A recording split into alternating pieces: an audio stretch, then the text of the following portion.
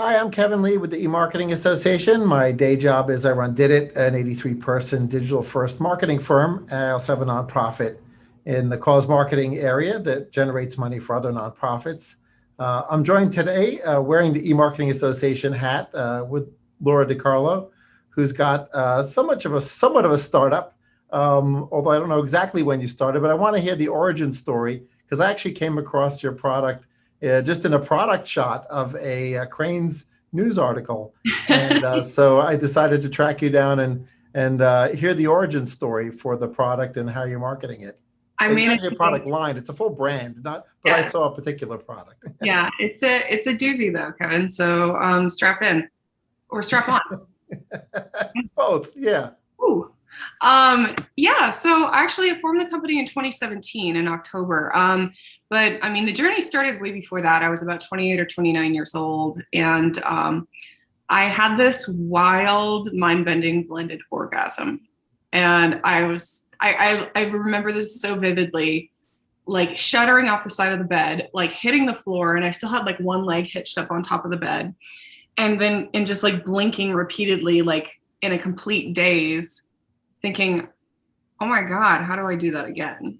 And then I was thinking, how do I do it again by myself? Because that was a really powerful experience. So as I'm laying there in my drooling stupor, I'm like, okay, is there a product out there that can help me relive this experience? Like, how did that happen? And I'm a total anatomy geek. So I'm kind of like a Jack Russell Terrier with a tennis ball. I'm going to tear that thing apart until I have it completely figured out, and then I'll move on to the next tennis ball. So I start diving into the physiology of erogenous zones, all the while at the same time looking for the product that might help me to recreate this experience. And funny thing is, the data and the research, it didn't exist, and the product didn't exist either. So I was actually doing some undergrad study from pre-med. I wanted to become an orthopedic surgeon at the time. And so I had access to medical journals, texts, all what you name it. But I couldn't find anything about erogenous physiology. And like they didn't even recognize the clitoris in most texts.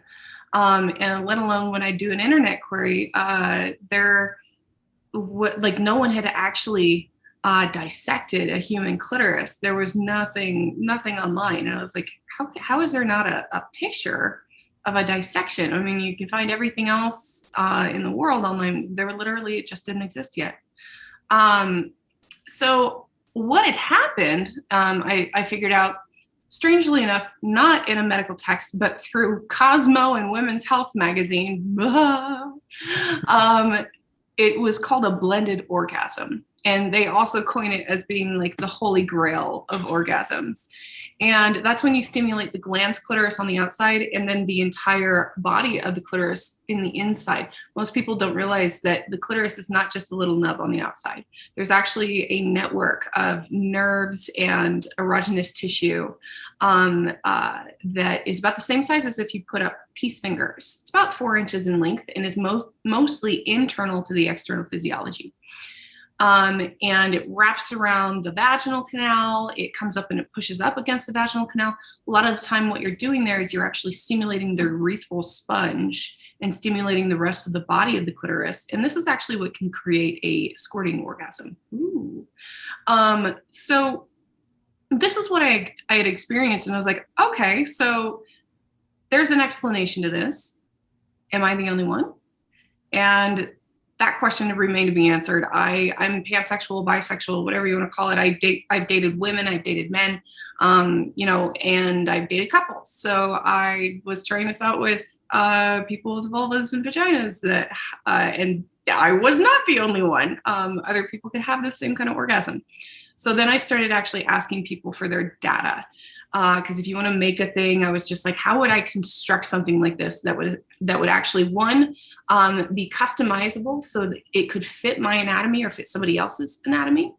Two, would actually feel like a human partner instead of just vibrate.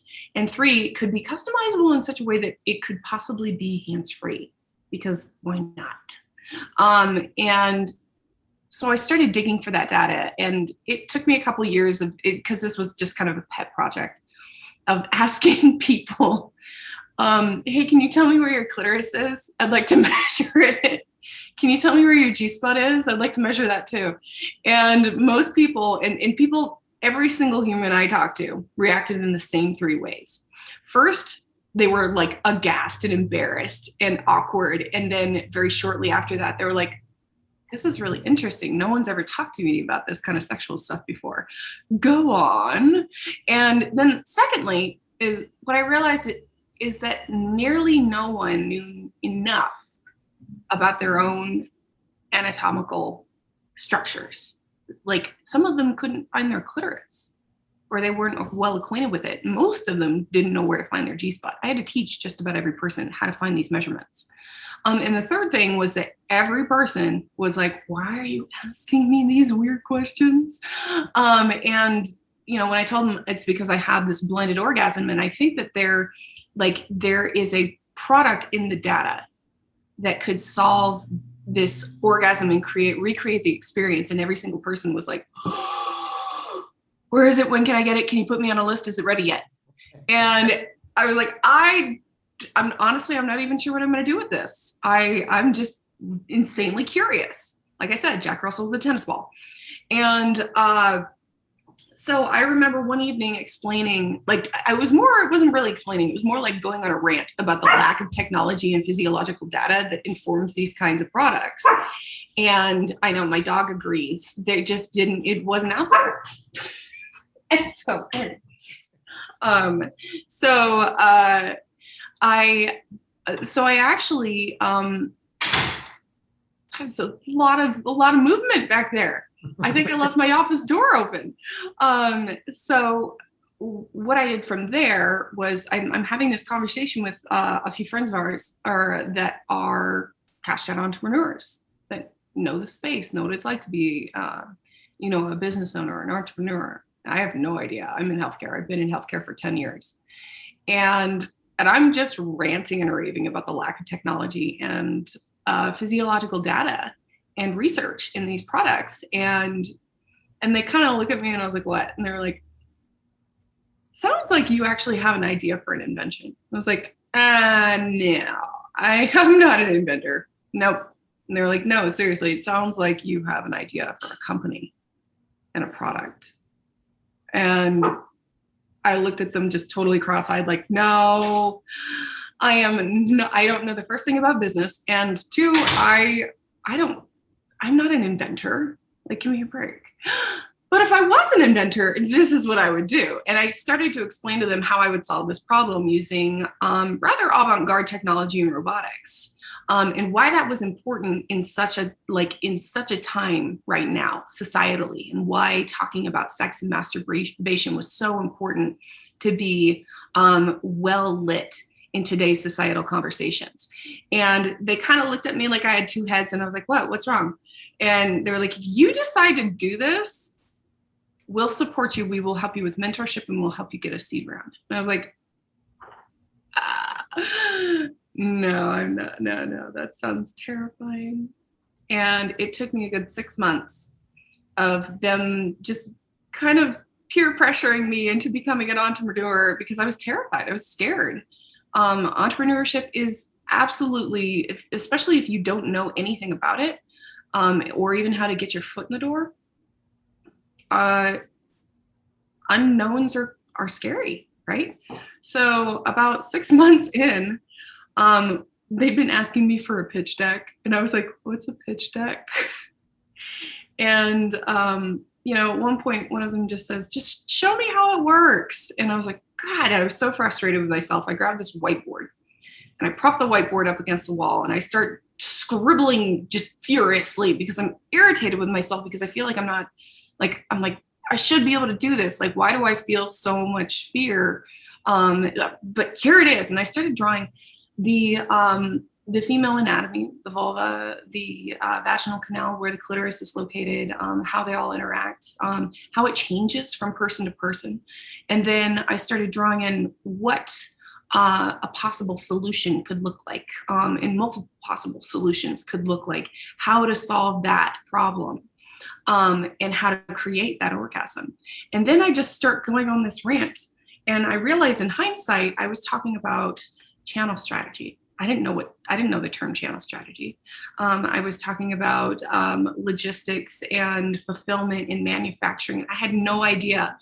I didn't know about any of these things, but I think we all have a little bit of an idea. And I start talking about all these things. And then I started talking about why something as innocuous as a well-designed robotic piece of tech for sexual exploration could be so disruptive in the conversations that we have around sex publicly and masturbation publicly in society. And I guess I was talking about a mission, right? Yeah. And I had no idea. And I look up from my whiteboard, and they're just looking at me like kind of with this like half-cocked grin, like, and I was like, what are you smiling at? I was really irritated. And they just go, well, that was a pitch deck. It was a good one. I said, well, I guess we're starting a company. So 2 weeks later, we founded the company. That's when I took the idea to Dr. John Parmigiani at the Oregon State University's College of Engineering. They actually have the top 4 robotics program in the graduate program in the country. And I sat down with him, and just me being me, I was like, hi, so I have this really amazing blended orgasm a couple years ago, and I really want to recreate the experience with a product. Can you help me? And he just went blanche. And then he just turned bright red. And I was like, oh, sorry. Here's this. And I handed him this sheet with 52 functional engineering requirements that I had drawn up. And he got really excited. He was like, oh, okay. This is engineering. We can do this. I don't know about the application, but this is really cool. I can definitely do this. So we fired off this industry-funded research program with Oregon State University, and we ended up having students, PhDs, professors, all kinds of engineers on the team over the next 8-9 months. And towards the end of that, we had a prototype, we had 5 patents, and we had a proof of concept. And so we took that proof of concept and our patents and our prototype, and we started applying for awards, because we were like, well, next stage is to get it to manufacturability, bridge to manufacturing, and then send it out and start like doing that. That's going to take about a year. So we might as well have a strategy for marketing where we have a few awards under our belt. So we took our award application and we submitted it to the Consumer Electronics Show for their Innovation Honoree Award in robotics. And within 2 weeks, we had an award, and we were flabbergasted. A femme-led team with mostly queer and femme engineers making sex tech. Whew. Yeah, that definitely took us aback. We were like, wow, I guess like the tides must be turning. This is great. And then a month later, they took it away. They took it away? Yes, they took it away. I got a call from my publicist, and I'm in an engineering meeting, and she says, Lora, are you sitting down? I said, I'm in a meeting. Hold on one second. Because this sounds important. And I go out into the hallway and I sit down and I'm sitting down. What's wrong? And she goes, Lora, they're going to take your award away. They're rescinding it. And I knew exactly what she was talking about. And I immediately just felt tears in my eyes and this knot in my chest. And I was like, why? They're calling it obscene, immoral, and profane. We were trying to get exhibitor space on the show floor so that we could be in the showcase. And they flagged us as an adult company. And then they went dark for a couple days, and they just responded saying that it's gone up the chain of administration. So the judges aren't taking this away, it's the administrators. Those overly patriarchal mother effers. And I was like, yeah, that's what that sounds like, isn't it? And so I went from being very sad and upset to being very angry and then being very resolute. So we started putting together a plan to fight for our award back. And we sent several letters, one from our attorney. We sent like a 6-page long letter to the CTA, just basically about how capricious and arbitrary their decision was for one, but two, how gender biased it was. I mean, did you know that this is a show that has 180,000 attendees in person, over acres and acres in Las Vegas with almost 5,000 vendors. And in 2017 and 2018, they didn't have one keynote speaker that was femme-facing or queer. Same thing in 2017 and 2018. Also, they still had booth babes. They'd had booth babes for 30 years. Actually, probably like 40 or 50 at that rate. And extremely sexist. And then on top of that, they had sex tech at their show. They had VR porn for men. In fact, a friend of mine went to this exhibit, and they said, "Oh, you're a woman. Here, we have VR porn for ladies. Do you want to check this out?" And she was like, "Yeah, I thought this was only for men." So she put on the headset, and you know what she saw? Two chicks getting it on. Because that must be what all women want to see. So we implored them to reconsider, and over months. And this was still under embargo, so we couldn't actually talk about it. So when we put together a plan, and the morning that the CES show opened in Las Vegas, we were there, and we were releasing and launching a campaign hours before the show opened about the gender bias at CES and in the technology industry at large. And the entire time that we were doing this, I was terrified. I was so scared.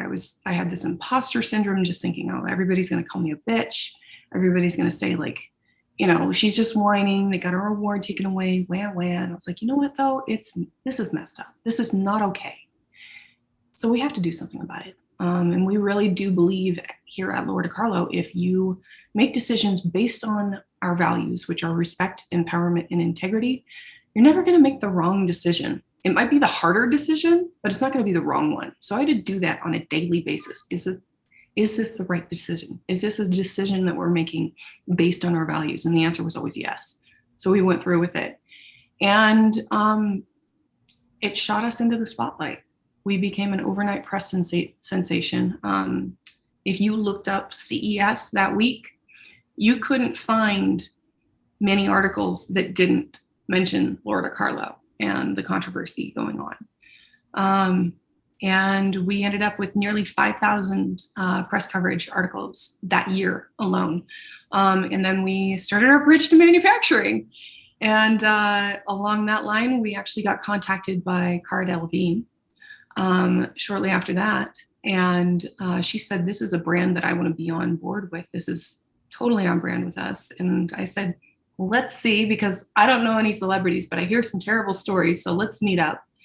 And I met her, and she was just the most authentic, beautiful human. And she really does want to see, absolutely in line with our brand. She wants to see people embrace their sexuality with positivity and confidence, which is exactly what we're doing. And so I instantly became this overnight motivational speaker. I've been speaking all over the globe. My first foray was at Forbes Women Conference in Tel Aviv and Jerusalem overnight, and I just about wanted to vibrate right out of my pants. I was so scared. I was like, they want me on stage by myself? And it was, and we've kind of just gone from there. I've spoken all over the place in Germany and Italy and Switzerland, London, at all of these great conferences. And the one thing that I always make sure to mention whenever I'm talking to a crowd or on a podcast or on any kind of interview is that I have imposter syndrome. I am scared. I am terrified. I don't think I know what I'm doing. Everything I do, like there's a lot of times when I have this need for perfection, and sometimes I have such a need for perfection that I have fear of launch, or failure to launch due to fear of failure and lack of perfection that I deal with on a daily basis. But we're still doing it. And the reason we're still doing it is because I have an amazing team. My team rocks, and they are my support. They're my guiding light. And you have to learn to trust people if you want to really be successful. So we brought Cara on. We launched her in November of 2019. And then we launched Osei in January of 2020.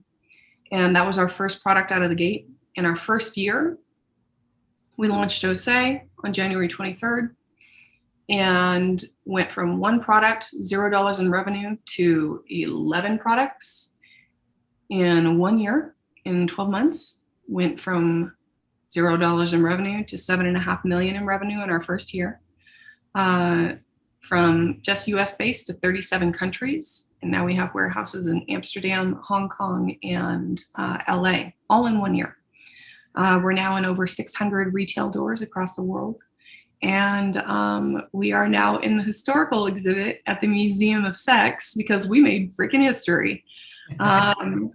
And all of this, I mean, it looks like a lot of this all happened in 1 year, but I mean, you put so much into it for years ahead of time and then just something pops. And, you know, some people say, oh, you're lucky. Bitch, we're not lucky. We worked our asses off at this. And it's been a wild ride. So we're working on our next opportunity to scale. Right now, we're actually raising money through a crowdfunding platform because Lora DiCarlo had previously been available to investors and VC and even celebrities. But we wanted to democratize funding and allow everybody to be able to invest in a very lucrative industry and be able to diversify their portfolios. The sex tech industry was valued at about $23 billion in 2016 or 2017. And Allied Market Research valued it again in 2019 at $74.7 billion. So we're growing. One thing's clear is that, you know, the value of a great orgasm is clearly something people are willing to pay for, right? And so, that's something that's at the core of your product and your company, to empower people to feel confident enough to want to have that happen to themselves and have control over it. I love the way you leveraged the earned media and the PR across the ecosystem. A lot of, you know, companies think they just have to throw a lot of advertising dollars against things, but you know, when you have a mission and a passion at the same time, I think you can accomplish a tremendous amount with earned media and publicity and PR. Not only that, but we are we're a stigmatized industry, and we sex tech is what's the word? We can't advertise in social media because sex and, you know, promiscuity, or not even promiscuity. It's what did I say? It was immoral and obscene things, even though, you know, we believe that sexual health and wellness is health and wellness. It's a part of a healthy, daily, mindful routine. And we found that. We've done several studies. One turned back and we asked people, you know, why do you masturbate? Why? And you know what they told us? We did a study with over 1,500 people, and the results were resounding. The top most reason was because I want to sleep better. The second most reason was because I'm stressed out and I want to de-stress. And the third reason is I just want to feel good for better well-being. And if that's not health and wellness, I don't know what is. Absolutely. Absolutely. You know, obviously, if advertising is not open to you, at least in the traditional digital channels, and you've made great use of PR, you had mentioned that, you know, before you knew what it was, you were discussing channel strategy with your potential investors. And so it brings me to the question of sort of, have you sort of continued to sort of flesh out your channel strategy? Because obviously, you know, this is there's an industry supporting health and wellness, and a portion of them are going to be comfortable, you know, including sex in their discussions about de-stressing and better sleep and overall health. And so, you know, have you thought about sort of which professionals, you know, would be in a position to sort of advocate, like, hey, if, you know, this is a product you should consider, right? Sort of circumventing, you know, what is that going to look like? Is it going to look different, you know, post-launch or as you ramp? Is that a big part of where the money is going to go that you raise from the crowdfunding and from the professional investors? Yeah, so we're about a year and a half in after launch right now. And we have an omni-channel strategy where, we've got our digital platforms, our web platform. We can advertise in some spaces through Google, and but mostly a lot of it is social media. So, when you're scrolling through Instagram and you're like, oh, this this breath thing or this pillow looks really cool. I'm going to buy that. All of my friends say that this is really cool. I'm going to buy it. We can't do that. So what we've devised is a strategy where we work through several influencers and affiliates. So we actually have an affiliate program with hundreds of people that just promote our product, and they get a percentage from that. So and one thing that we've been trying to do is we've been trying to break the code on advertising in social media. So what we're doing right now is Republic, the investment platform. If you go to republic.com and you look at Lora DiCarlo, or just Lora DiCarlo and cross that with Republic on Google, you'll find our investment platform. So right now we've raised just under $1 million. And we are also using that platform to test out what it looks like for us if we could advertise sex tech in on social media. So we're running Facebook ads right now, and it's really cool because we're like, oh, this is the first time we get to do this. This is really neat. So we're actually getting a ton of traction because it's something that people are really interested in. The other thing that we're looking into doing is that we don't just do sex tech. We also provide a coaching program where whether you bought a product or not, you could go to the Lora DiCarlo website and you could sign up for product coaching, for therapy, just to talk about anything from what products are going to be right for me, to trauma that you've experienced, to how you communicate with a partner, to menopause, to menstruation, all of those things. We actually have a therapist on staff, and we have product coaches, and I train them. So, when you go to a website and you're like, oh gosh, what's for me? Guess what? You can actually talk to somebody and figure that out. It's kind of like having a store right in front of you. So we have that available to anybody that wants to use it. It's completely free. In addition to that, we're actually building out a wellness line. So we have a couple of products that are not sex tech. We have a lube, we have a cleaner, we have an oil, and we're going to continue building out that line with just wellness in mind. So that will actually open up a few more doors for us as well. And it happens to be that several of our products are actually non-specific to sex and sexual use.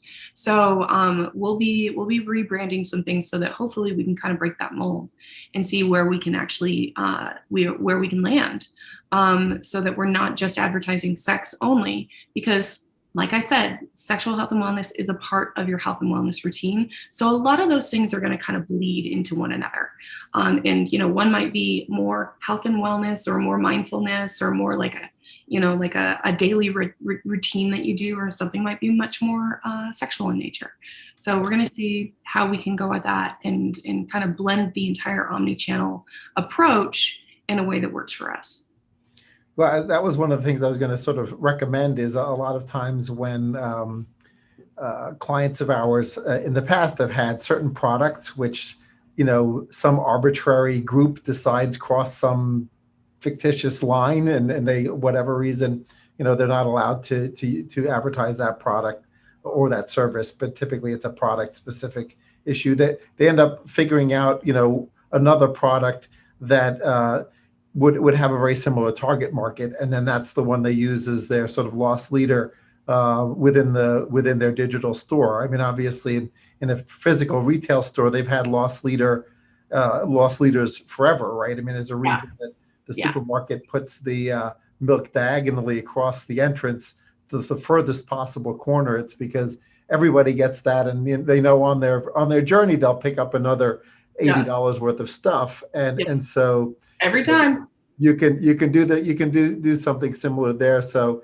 I'll look forward to sort of watching you experiment with ways to, come up with either courseware or services that address the need, right? But perhaps not in as overt a way, so that you can sort of get past the arbitrary censors, right? Well, and this isn't like an advertising strategy for us, or a, necessarily just a marketing strategy for us. What we're attempting to do is become the holistic approach to sexual health and wellness solutions. So it's not just like, oh, because we want to be in a certain space. It's because we truly want to be like, I hate to use the phrase, but your one-stop shop. Like if you want to talk to somebody about sex, if you want to find content, we actually have an excellent, very educational blog, and then start providing edutainment or other content that people can utilize for their play. So we're going to continue to build out all those lines, and that might include something like audio porn or audio erotica. But the idea is to be able to be the touch point for all of the things within your sexual health and wellness journey, to make sure that you're doing, like, that you're on that journey and we're there with you, so that you can actually feel like you have a guide, and that you can take that entire journey with positivity and confidence. Great. Another question I had is, obviously the press, in addition to sort of your underdog story at CES, which went viral within the press, another thing that tends to work pretty well is if you have ongoing research, right? It seems like you did a ton of research, and maybe there's still some learnings in there that you can repurpose from a PR perspective. So I'm curious if you've got that as part of your strategy to either continue with the ongoing research or take little elements of that research and turn them into, PR hits potentially, or try to use that to increase your earned media visibility. That's a multifaceted strategy that we've been using for quite a while. And so, yeah, and we've done several studies now. We still pull data from those studies. So those aren't just for PR related materials, but I mean, we use a lot of those internally. One of the first studies we did, we're still using bits and pieces from that to influence some of the product that we create. So we asked several people in one of our very first studies, how do you like to be touched? What manner, like in what manner, what intensity, all of these things. And then within weeks, my engineers finish up their portion of work on OSE, and we start doing the bridge to manufacturing. And 2 weeks later, they go, Laura, come here, we need you to see this. And I go in, and there's this conference table, and it's covered with all of these funny little wiggly, bouncy devices, and they're just crawling all over the table. I'm like, what is going on, you guys? And they're like, you remember the couple of things that netted out with our survey or with our study that people said they like to be touched a certain way? Look. And I realized all of these little things that are bouncing around and crawling around on the table, because it's just the actual, like the actuator. So it's like the piece inside of a sex toy that I'm seeing. It's just all these internal bits. And I'm looking, and I was like, oh my God, one's going, mew, mew, mew, mew, mew, and like spinning in circles. Another one is like nearly walking across the table. And another one is going tap, tap, tap, tap, tap, tap, tap, and it's bouncing all over the place. And a bunch of these, and there's different variations of all of these. And all of those actually informed our entire biomimicry line. So biomimicry is the first line, or the biomimetic line is the first line that we created. And biomimetic just means the mimicry of biological motion, or plant, animal, or human. And in our case, mimicry of human movement or partnered movement.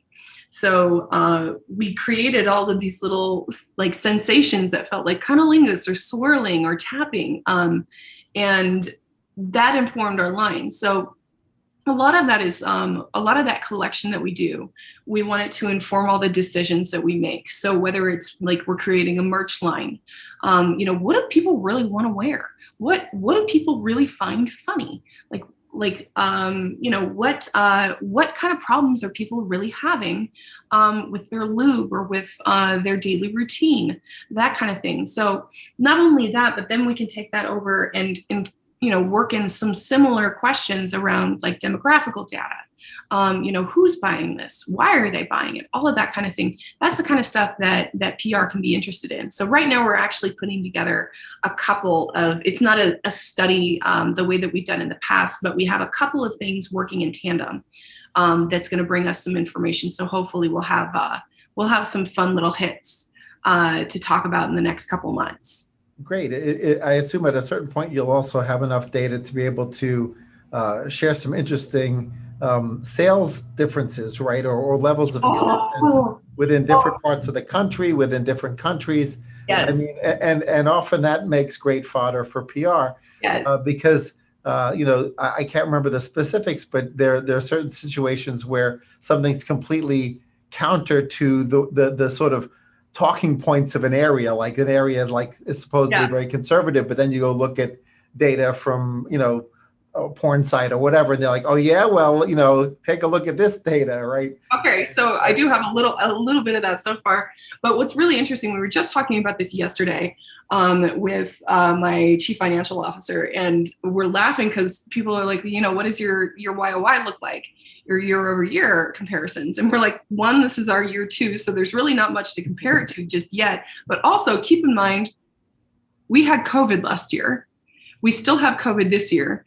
Every single industry is being impacted immensely right now with their supply chains and with their everything that is informing their supply chains and informing their builds. So honestly, nothing looks the way that it should. Nothing looks the way that it should. And like the first year, people are like, so what does this month look like compared to last month? And it's just like, you can ask that question, but it's going to boggle your mind and not make any sense, because it doesn't make sense, because there is so much change constantly going on. And literally, we make a joke about the fact that the first time stimulus checks went out, we called that the stimulus week for stimulation. Yeah. Everybody couldn't leave their houses. What do you think they were going to do? They're going to go home and diddle themselves. I mean, if you're going to invest your money in something, might as well invest it in something that you can spend some time with yourself with, right? So it's been really interesting. But what was I saying? The local differences. Oh, the local differences are really funny too. So and these are really preliminary, but I thought it was funny. So California was one of our top buyers. Texas is our second buyer, which I thought was really funny, because you get so many conservatives out of Texas, and we're like, maybe they're all in Austin. I'm not sure. But we had a couple of those, and I can't say definitively I've got to take a look at that data again. I can't say definitively like who's following on with that. But Alabama was definitely not in the top five. I can tell you that much, because it's literally illegal to buy sex toys in Alabama, which still, again, boggles the mind. So another thing that I find interesting is that a lot of East Asian countries, Asianic countries tend to, I think it was specifically, was it Seoul or Korea? I can't remember exactly where it was, but they prefer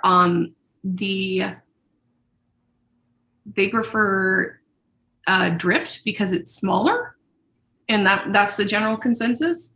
And then Germans and Austrians love Onda, and we didn't think that would be like the biggest seller, but it is, and they love it because it is bigger. So it's really interesting, because some of our products are much smaller in girth, some are much bigger, and we are finding that certain countries trend in certain directions based on the type of product, the size of the product, and what it is doing exactly. So we also find we've gotten a lot of data back that Onda was originally designed for G-spot stimulation. And we are getting a lot of data back that a lot of people are actually using it for prostate stimulation. And they're having a fabulous time with it, but it's actually perfectly designed for that. So we're looking at doing some redesigns with some informed folks to see like, okay, well, how can we kind of split this out and make one that's just for prostate stimulation? I actually got a call from a girlfriend of mine who is a sex worker. And she said, me and all of my friends love using this product because it takes a lot of work out of the work. I was like, that's good to know. All right, that's good to know. Yeah, well, that's fascinating. I mean, it's one category where I would imagine, particularly as the products are new, they're like a reinvention of something. Obviously, vibrators have been around a long time, but it's a reinvention of that dramatically, right? I mean, the actuators you guys are putting in there are like way beyond that. And so that seems like it would make the buying process pretty complex, right? Because you have no frame of reference from which to make a decision. Like, it's not like you're buying another t-shirt. It's like, what a t-shirt's like. In this case, you're really sort of starting from a dead standstill. And have you sort of had challenges in trying to create the customer journey and the user experience in such a way that a complete noob to this still ends up buying the right thing? Or do they end up buying like a dozen things and then just figuring out what works afterwards? So we do, okay, so just a little bit of history on the vibrator real quick. It was actually originally designed and built by a Dr. Mortimer Granville, who was a physician that was treating this kills me, female hysteria by inducing orgasms clitorally with his hands. I've just let that sink in for a second. But his solution was to create a vibrator. And I can't imagine how bad his carpal tunnel must have been. But he created this hand labor saving vibrator to elicit orgasms in hysterical females. Anyway, so we basically took the vibrator for over 100 years, repackaged it, re-siliconed it, recolored it in a different color pink, maybe a purple here and there, maybe threw a rhinestone on it. For the last 100 years, it hasn't changed much. So if you look at today's, say, one phallic shaped vibrator, has somewhere between 20 to 50 parts in it. Sounds complex. It's not that complex. It's mostly just like a rotary motor on a cam that it's kind of like when your washing machine is on the spin cycle and it's off and it goes dun dun dun dun dun. That's basically the motor that's in there. OSE 2 has almost 250 parts in it. It's extremely complex. We use actuators, we use robotic actuators, we use all sorts of firmware that allows the product to locate where the product is and where, like on OSE 2, there's actually a part of it that strokes, that's supposed to stroke the G-spot. So there's a ball that moves along moves along a cam back and forth, and the product has to know where that ball is at any given point, so it can send it home when it's done, or it can recorrect itself if something goes wrong.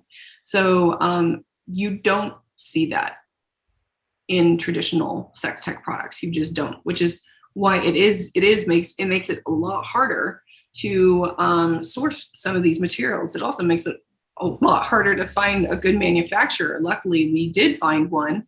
We went through probably a dozen before we actually found somebody that knew enough about what they were doing. And we tried desperately to find a manufacturer in the US. We started in Oregon. We're in Oregon, right? We started in Oregon, nothing. Then we started looking US and just like anywhere stateside.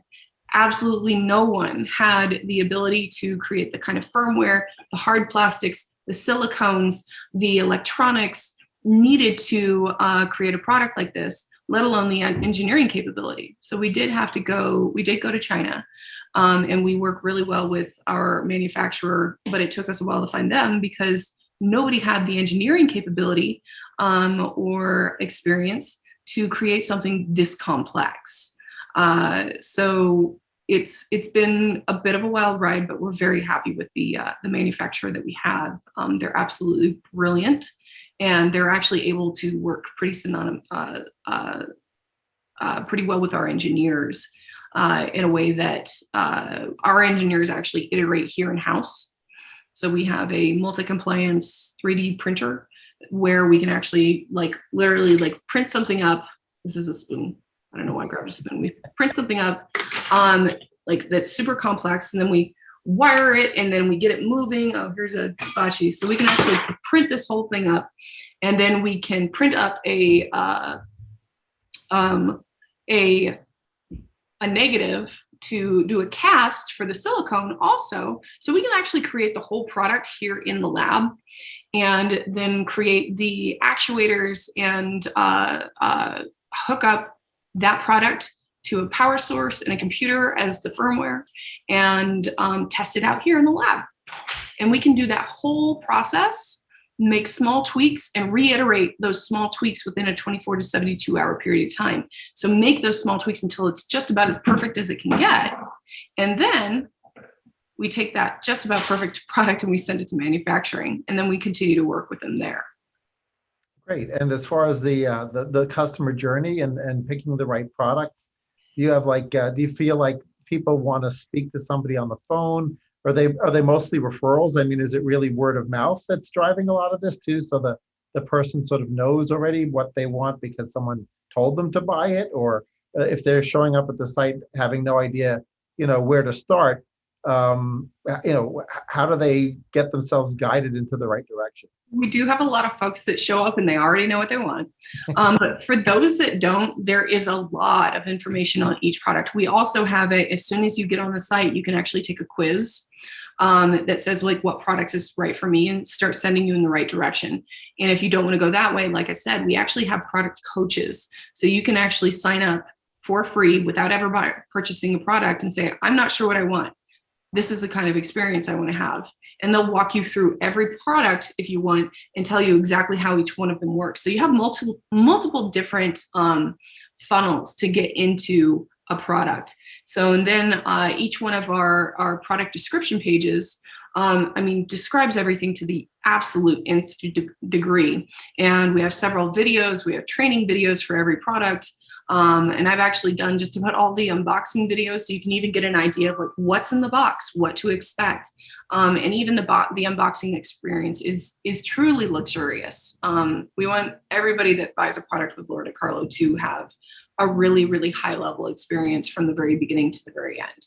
And hopefully that journey doesn't end with their purchase. Great. That's sounds like you're solving the problem from every possible angle. We're trying. There's always ways that pop up. We're like, oh, I didn't know about that one. No pun intended. Yeah. But obviously you've got a lot on your plate with regards to next year and your growth plans. But you probably have new products coming out or iterations on the core products. Is there anything that you're particularly excited about as sort of people return to the new normal of being able to maybe sell in different ways or market in different ways? Yeah, I think we do have some products coming down the pipeline that are all scheduled for late 2021 and 2022. The thing that I'm really excited about is this upcoming wellness line and building on that, because that's going to kind of, instead of building us vertically, it's going to build us a little bit more horizontally and allow us to provide a little bit more variety for our customer base. Not only that, but I am really excited about this Republic equity funding raise. Because it's not put your money into a product that might be coming out. This is a true equity round where people actually get to invest their dollars into a company that they think is really has legs. So the idea behind this also is that if you become a part of Republic, we're always talking about how we want to see more equity in entrepreneurialism, in business, right? How do you think that happens? They need money. So you go on a Republic and you see a founder you like, if they're queer, if they're a person of color, if they're female, and you want to see that actually represented in the business landscape. That's how you do that, is you put your dollars towards those companies so that they have a chance to survive and to succeed and to flourish. So that's part of why we're there also. And we are flourishing. We will get there, and I'm pretty excited because we do have knock on wood, but I do believe that we have unicorn potential. We've got a few codes to crack, but if we can get to the funding that we need to this year, we're headed towards profitability this next year, which is huge. To be able to be profitable before year 3 is absolutely mind-blowing. So as soon as you can get to profitability, guess what you get to do? You get to play. So I'm definitely looking forward to playing. Great. Well, as somebody who also does some angel investing, one thing that's key is you're investing in the person and the company at the same time. And I think that the crowdfunding platforms and the extent to which that they can allow you to market yourself, the product and the company all in tandem really makes a difference, right? I think the idea that the person's the person's placing a bet on you personally, on the company, and on the product line. So, there's long before you get investor relations that happen post IPO, there's now an entirely new form of sort of investor relations, which is happening at the startup level. I think that's fascinating. Yeah. Great. Well, thanks so much for joining me, and we'll grab a piece of the video and put that up. Awesome. Kevin, thank you so much. This was really nice. Great. Thanks.